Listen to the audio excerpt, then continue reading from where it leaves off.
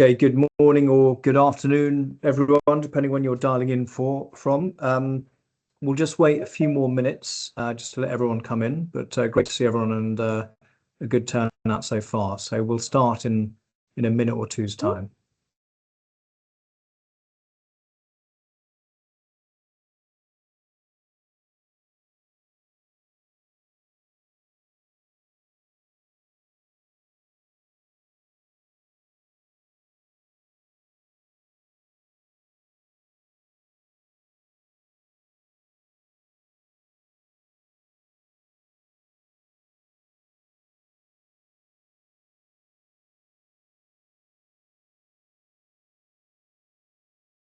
Okay, right. I think that's everyone so far. A few others might join as we get into it, but welcome to our webinar.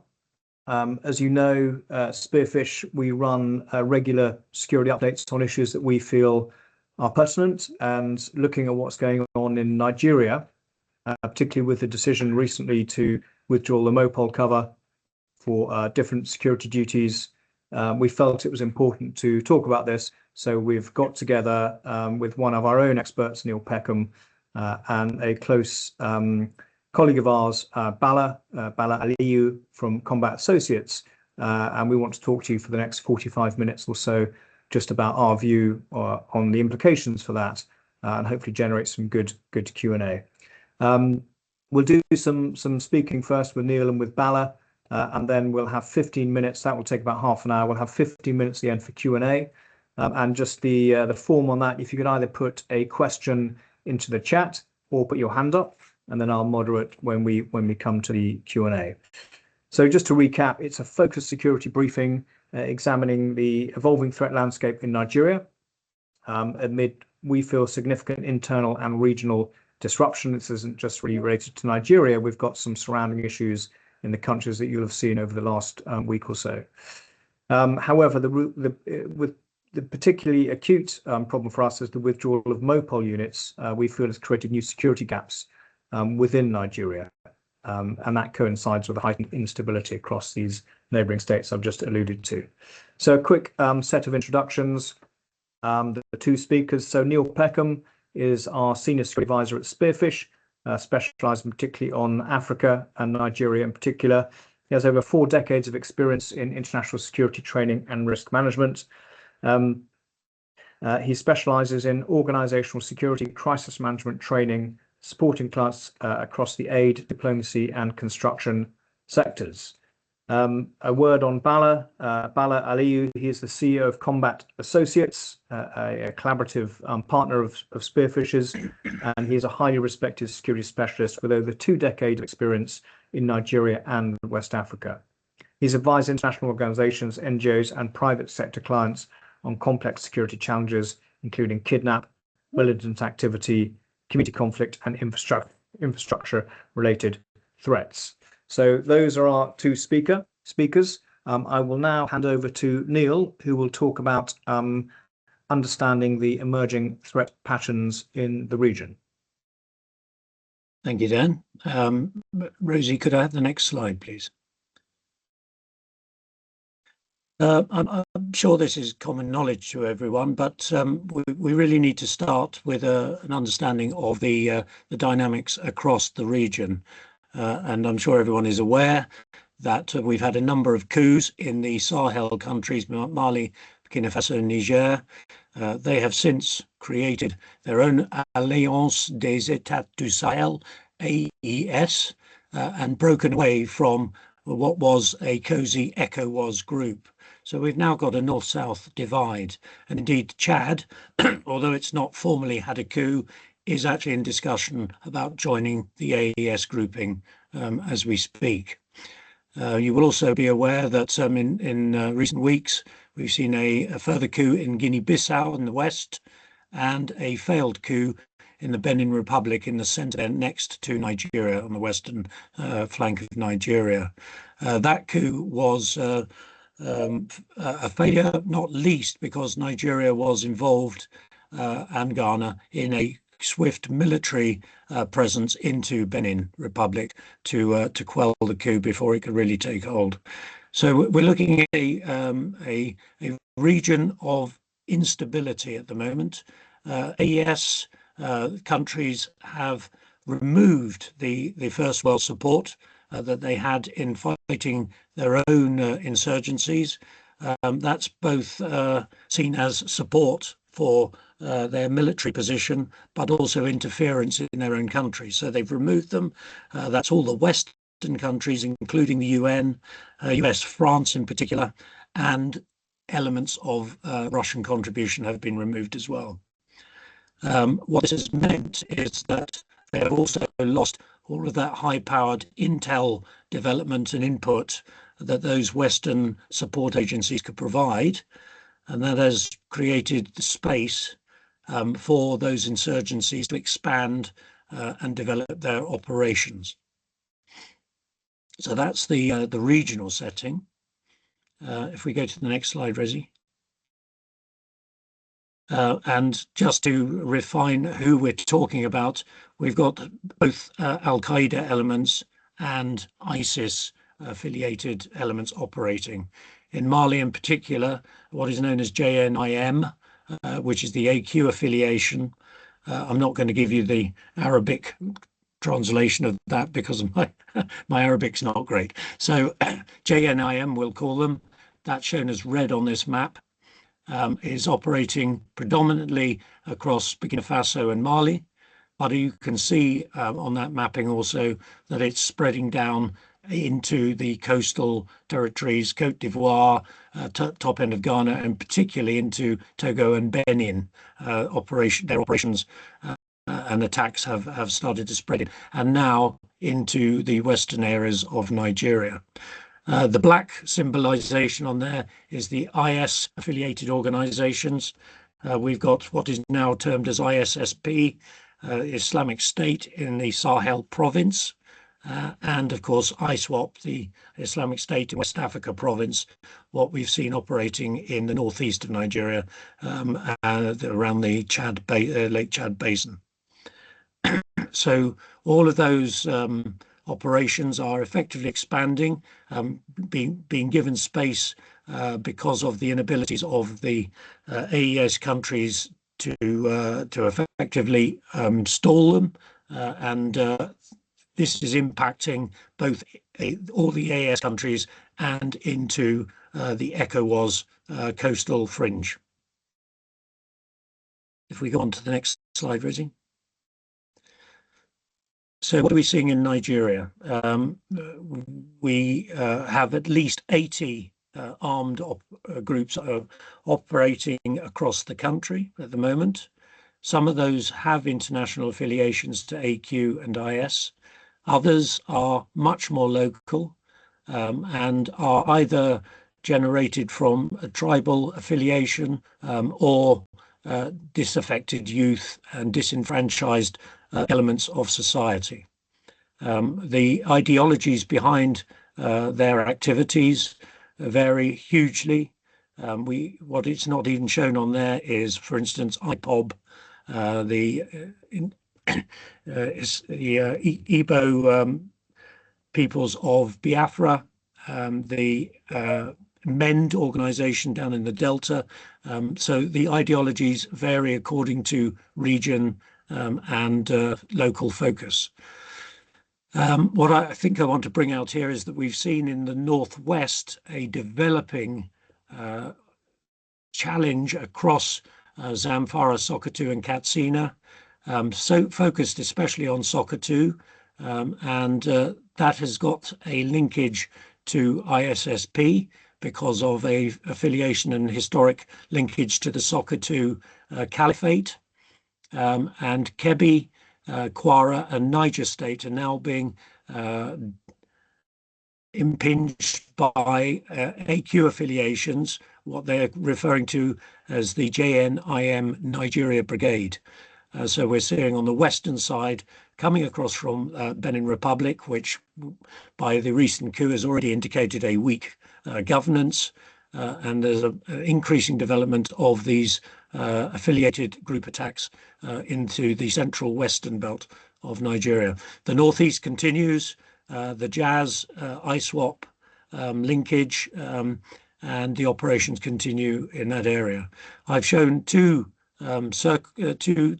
additional elements on the map. The circle in the north, in the central west, defines the expansion of operations west of the Kanji Lake, Kanji Dam Lake, and into the forests of Kwara State. And that is a concern. This is the area where we've seen the recent attacks on schools and the kidnapping of school children. And additionally, the two arrows in the north center indicate an expansion eastwards. We are seeing now armed attacks on villages in both Kano and Jigawa states, traditionally the quietest part of the northern states in Nigeria. So again, an expansion of the threats across those elements of the country. And then we look at how these groups are operating. They are showing considerable maneuver capability. They're agile. They are using motorbikes. They are striking hard, swiftly, and then withdrawing back into the remoter forest areas. They are kidnapping personnel. They are looking for logistics, for fuel for their bikes, rations, and communications. And I think the other aspect to this is that although we're saying there are 80-odd groups, and analysts like to compartmentalize and title and give names to these groups, the fact is that they operate in a social media world. They gain information about what's going on. They can communicate with each other.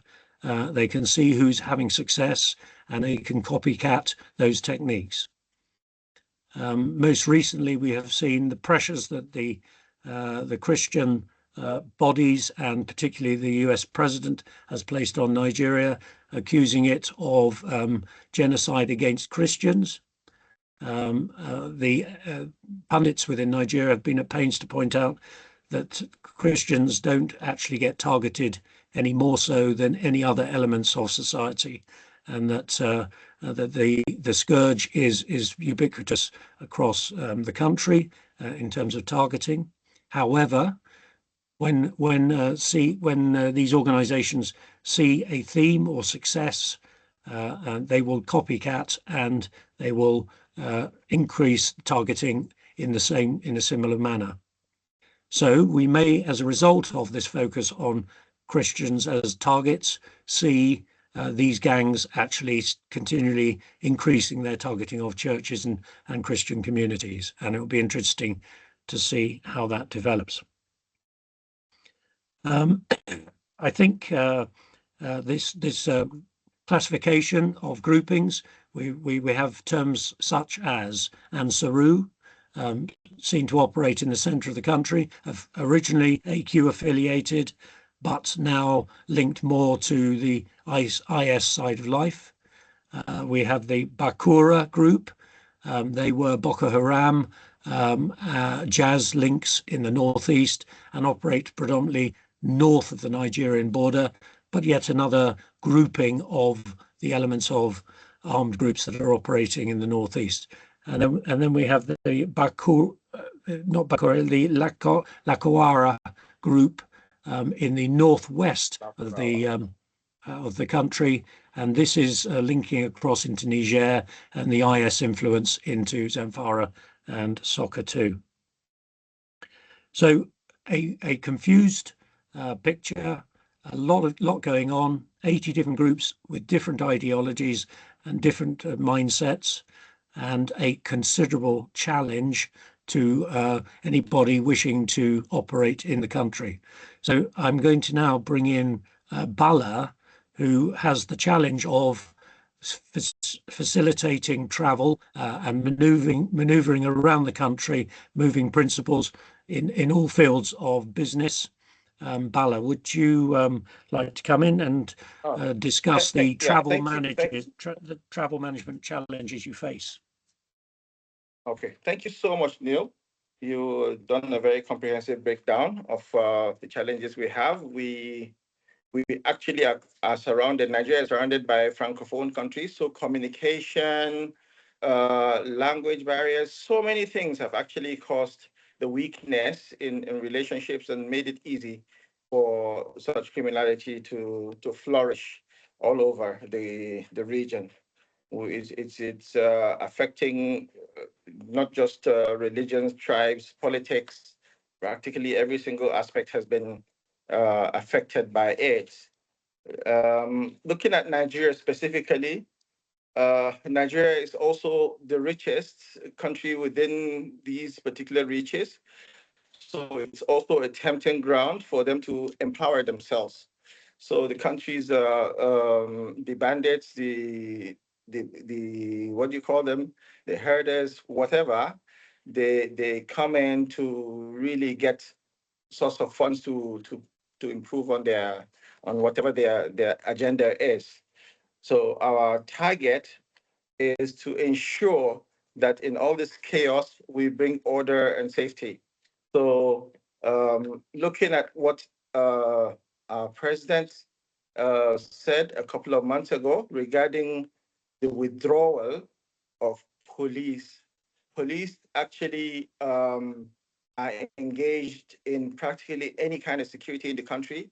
No other body has kind of secured all security agencies, embassies, government, politicians. So they're actually overstretched.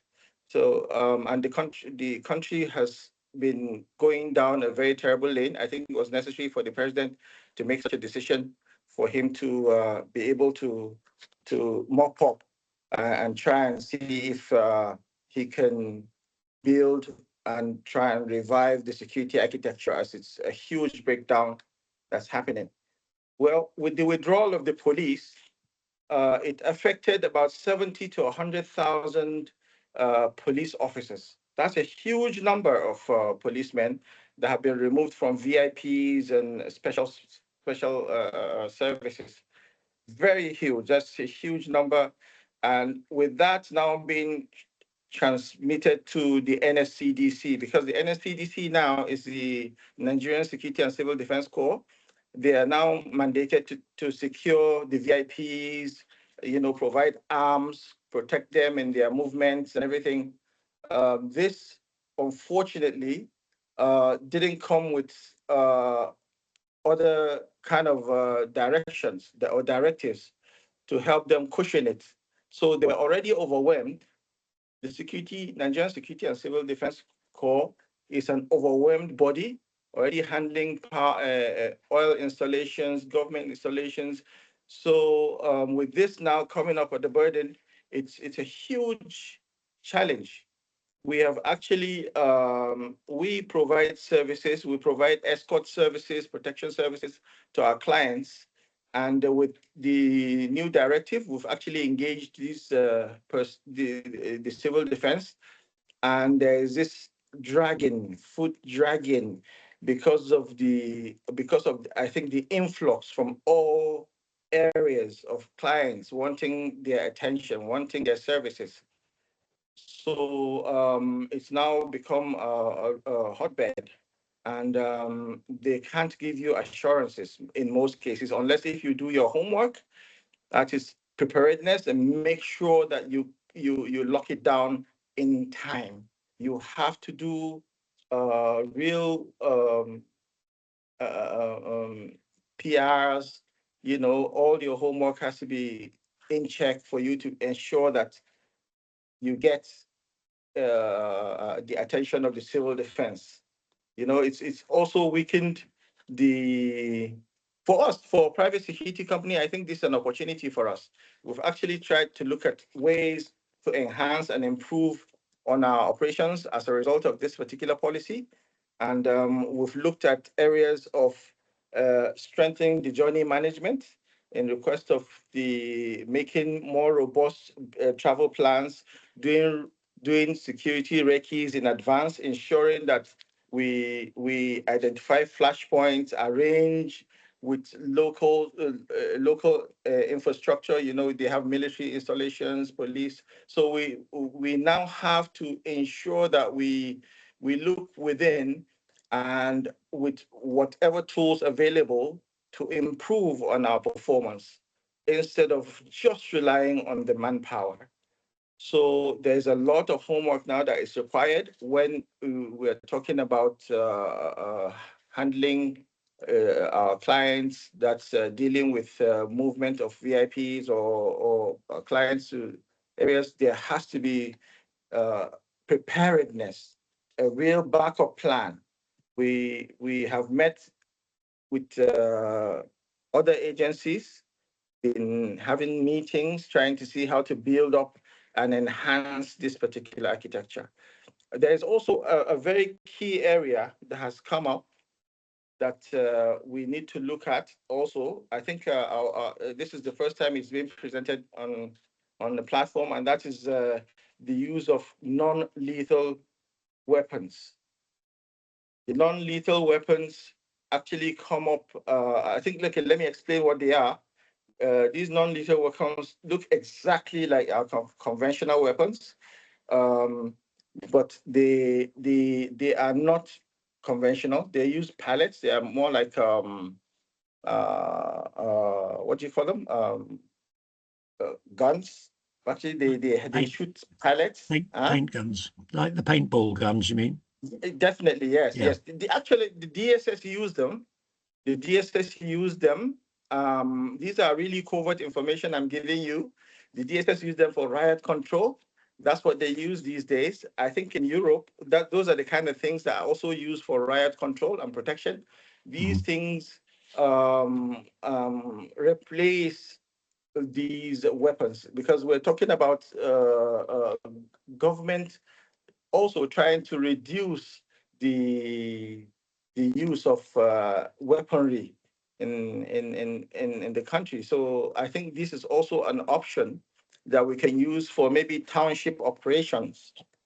This will help in dealing with this MOPOL conundrum, because it's going to be difficult for you to get what you want from the MOPOL. So we're looking at options now that will augment, that will support the roles of this mobile and other agencies. So we actually got this particular system now. It's a work in progress. It's something that we're really optimistic about to push it. It can also be run by private security companies because it's legal. It is not one of the prohibited weapons. So I think these are the areas, at least for now, that I think I can talk about. Maybe later we can thrash more on the details, basically. Thank you so much. Okay, thank you, Bala. So what we're saying is that movements from airport into city centres, movement around cities, you have a solution which will provide a level of protection to a principal within an urban environment, which is fantastic. The challenge remains for interstate movement, moving from city to city by road, where the bandits have an opportunity to engage at distance with direct fire weapons, and that's where we are going to struggle to get the armed personnel to travel as an armed escort. So the advice there then is to plan early. If you've got something coming up, look a couple of months ahead, and to plan well and put things in place before the travel actually comes up. The other aspect I would say is that one would need to maintain communications.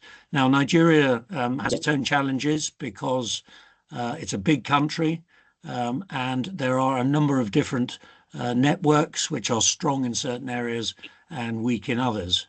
So you can either travel with a number of phones or maintain a communications tool, which we will come back to in a while, something that Spearfish also provides, and we'll discuss that in a little while.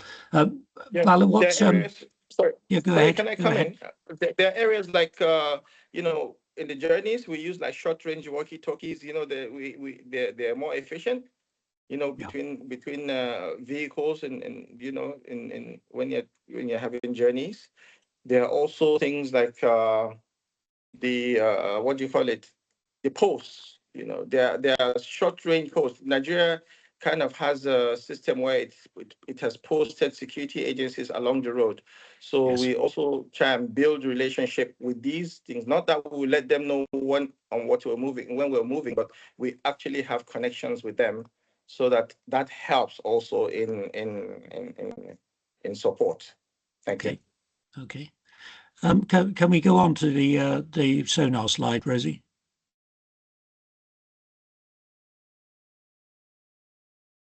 Just to say that we at Spearfish have developed an app which allows us to support travellers from inception of travel in their home country through into their area of work and then to recovery back home again.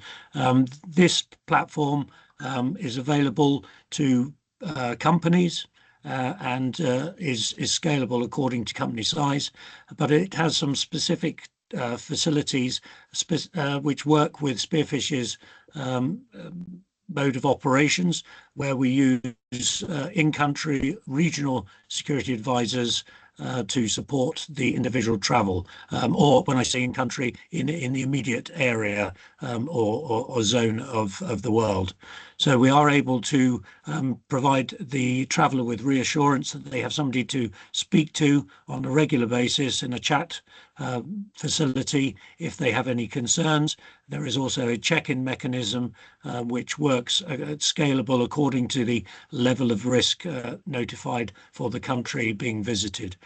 So it's certainly something worth looking at, and anybody who wishes to learn a little bit more about the tool, please come back to Spearfish separately, and we will develop that for you to look at and to consider for your organisations. Bala, I think we need to just look at where we are now in terms of the security and where this may be going into the coming year, 2026. What are your views about where we may see further hotspots developing and what challenges we may face? Well, there are two things happening. We're not sure where the government is with the police, that they have actually withdrawn. So we don't know what the impact will be in that particular regard. But be that as it may, I'm sure with the way trends are looking, like with the Benue, if you can recall, there are incidences that actually spilled into Benue recently. The problem with those kind of situations is when issues befall new territory, there is that tension and there's retaliation and there's concern. So we are not sure these things will just stop at the moment. Kwara as well has also seen encroachment by the Lakurawas, and so these things are affecting security in general. Government is actually working earnestly, trying to build up a force with the new Minister of Defense really pushing. I'm seeing the effort from government, but also there'll be so much push from the bad guys. So it's really a concern. It's a balance, but we should not just lay back. I think it's about preparedness, just making sure that we look at it in the worst case scenario, and the worst case scenario is this will expand because of the new areas being opened up now before it improves. So it's not so much of a positive look in the beginning. That's why we have to be very proactive and try and look within, try and see how we can source and protect from our own end, and then let the government do what it can. So that's it. That's the way to look at it, both ways, Okay. actually. Well, can I ask you, we've seen the arming of vigilante groups in states. We've seen creation of new agencies, armed agencies, to try and deal with this, forest ranger groups, and state patrol groups. What is your view about state police? I know that's a point of With discussion. everything in Nigeria, it takes time. There is training. There is training, retraining, work tools. I know Nigeria is really struggling with work implement. It has to really boost on that. So there's so much homework to be done.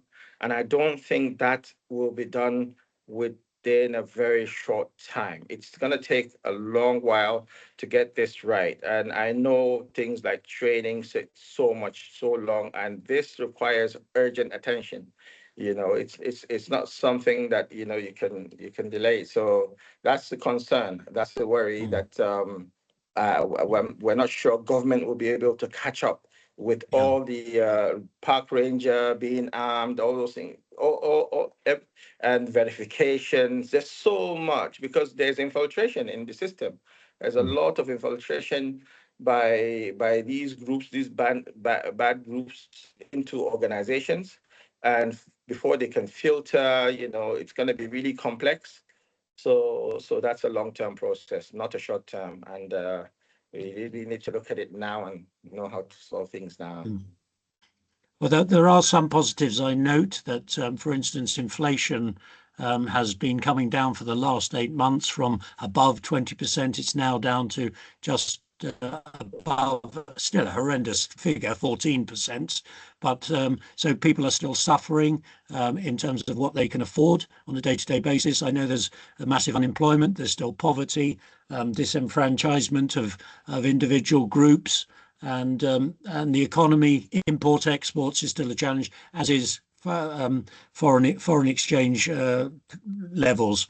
So there are huge economic and political factors facing the government at the moment. Does that mean, from your perspective, that actually we're going to see further groups taking up arms, these groups growing, and their effects and impacts actually getting worse across the country? So, well, as I said earlier, Nigeria is a low-hanging fruit. It's the money bag for the entire region. So that's the temptation, actually, because there are so many agendas. You mentioned like 80 groups, some local, some international, and these groups are looking to fund their agendas. They're looking to make it work. So. And that's why they go for ridiculous money. You see someone that is so poor, but they're asking for hundreds of millions. Sometimes the government responds, even social media these days. I heard that they're crowdfunding, they're funding to help people. And then they're seeing that on social media and they're taking advantage of it. So it's crazy. I'm not being pessimistic, because I know the government is really working hard.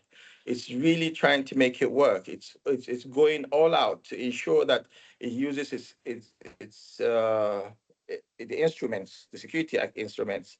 But then also look at it. There's social media promoting these things. They're our neighbors. Our neighbors aren't really as prosperous as we are. They're not growing. It's not just about Nigeria. Nigeria is an ecosystem. It's a system. It works with its surroundings. So what's happening in all these countries? Are they doing well? Are they improving as we're improving? So that's when maybe holistically things will work better.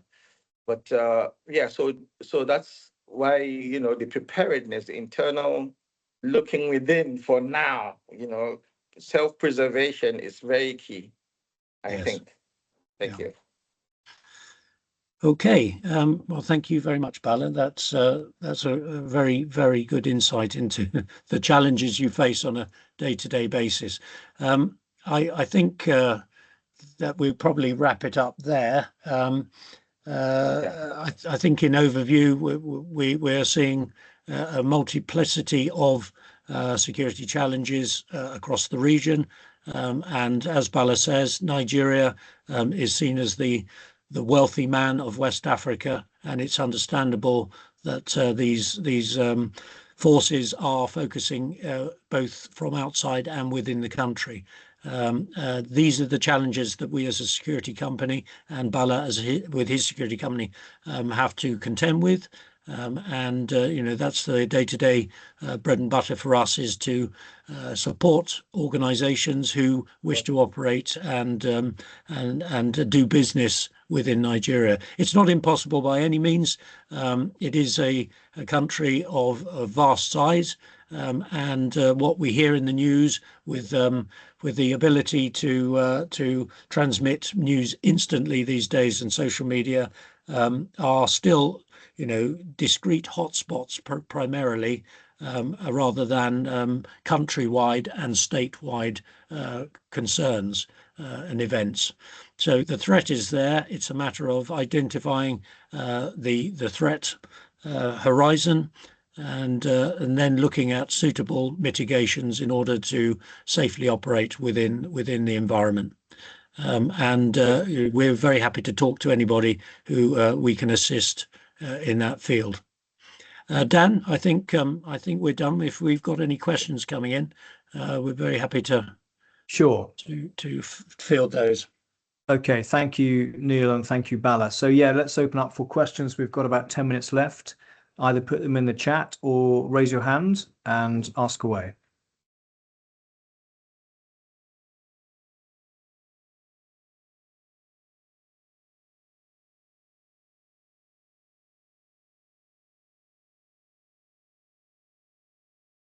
Yes, Mohammed from GIZ.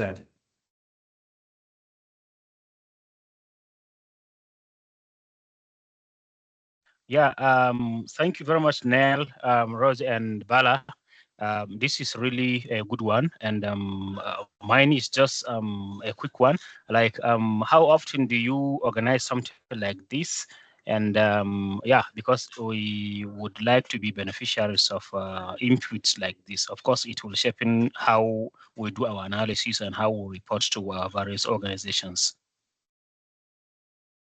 Perhaps I can take that on, Mohammed. So, I mean, we currently tend to do these webinars on a case-by-case basis, but normally monthly, not just on Nigeria. But I think, given the criticality of what we're seeing over there, and the fact the situation is changing so quickly, we may well look at doing something else in January, in about 4 weeks' time. If you felt you wanted to sort of get something a little bit more regular, if there's a good group that we could form, then we'd be certainly happy to talk to you about that and see how we could play our part in putting something together. Yeah, I would appreciate something like that. Yeah, thank you. Okay, thanks. Okay, Ewan.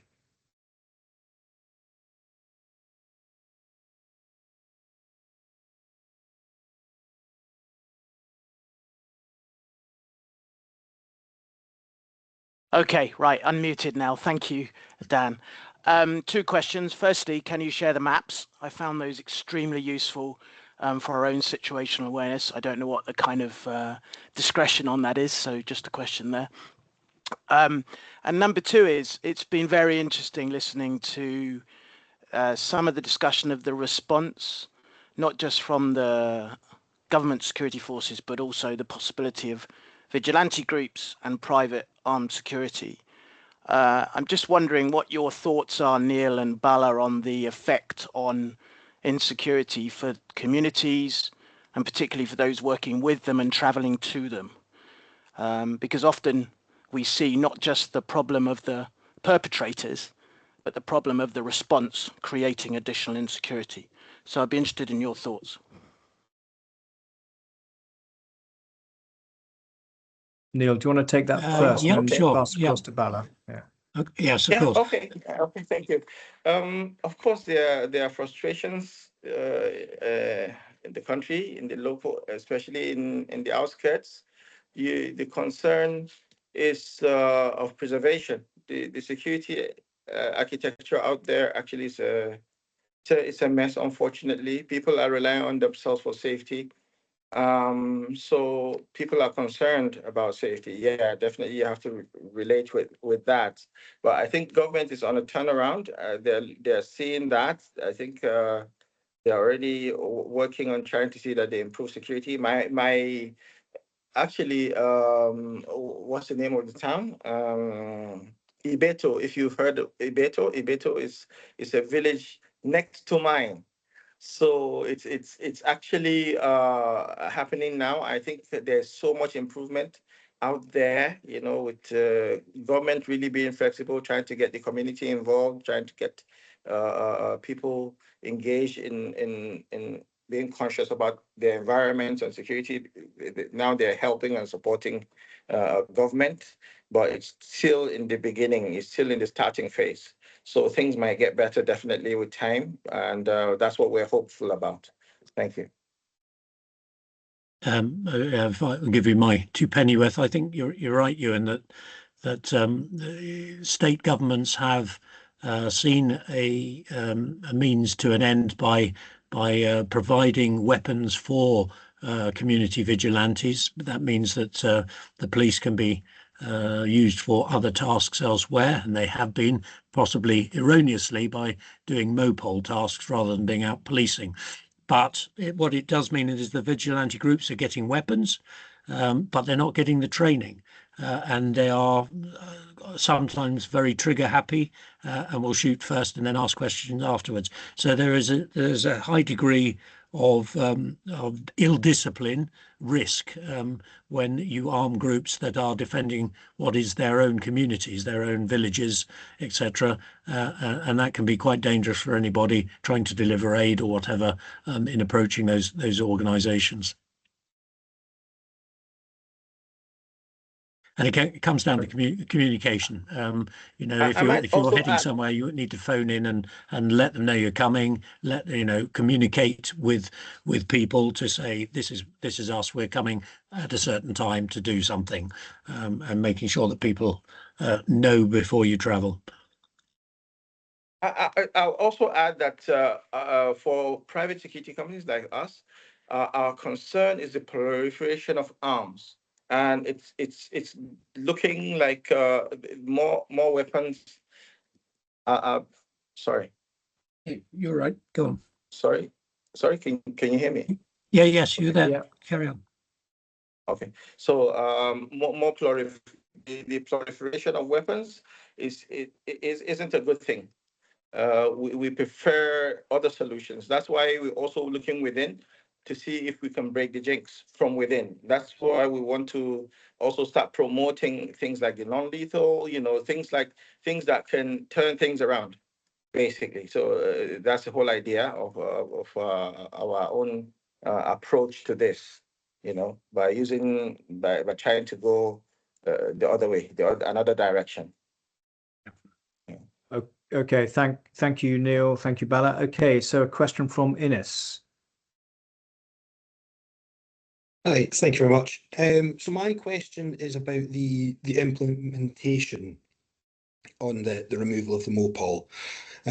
So given that so many sort of VIPs in Nigeria will use this service, do you think that it will actually be implemented into law as opposed to just a directive by the police?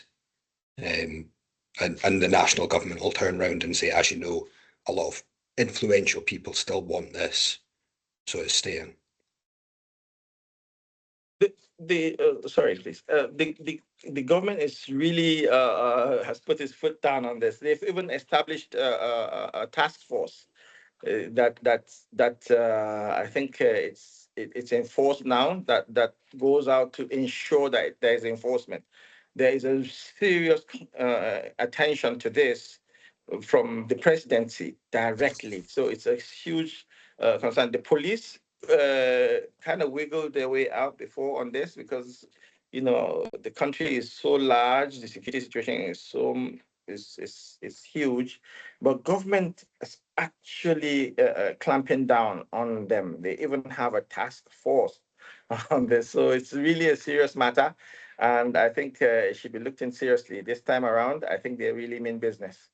Thank you. Thank you.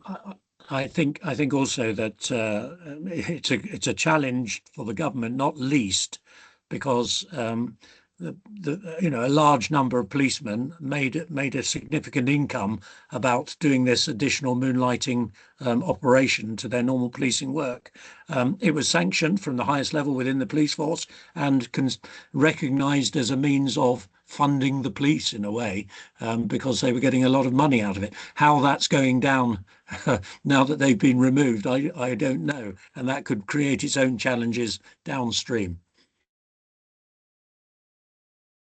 Okay, thank you, gents. And a question from Paul. Hello, good morning. Thank you very much for the brief. It's very informative. My question is, with the removal of MOPOL and I suppose the introduction of us using private security companies in the future, are the PSCs able to facilitate the necessary introductions into local communities, and also vis-a-vis the LGA, to get approvals to be operating in a certain area? Will they have that sort of remit? I'll just jump in. I suppose it depends, Paul, on your risk appetite and area of operations. If it's an area where the army are in control, and there are operations, counter-terrorism operations ongoing, then the security company would have to clear that with the appropriate authorities. On a more a lower risk level area, where you may be operating, yes, that they can they will carry out the recce's and appropriate linkages with the community to to smooth the access into an operating area. But it depends on, as I say, on the level of risk, on the level of restriction applied by security forces within the area of your area of operations. Yeah. Okay. Lovely. Thank you. Bala, anything to add on that? No, I think Neil's got it right. Thank you. Thanks. Okay. Some good questions there. Anyone else?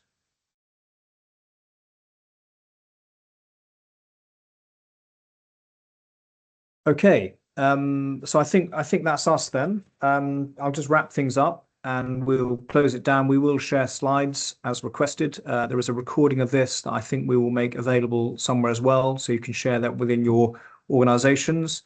And to go back to Mohammed's point, we'll probably look at doing something, an update in the new year, to see where we are. So just to really close things out, I mean, we've heard from Neil, an incredibly complex and fluid environment exists. He mentioned over 80 groups, different mindsets, different ideologies, creating this very sort of complex situation.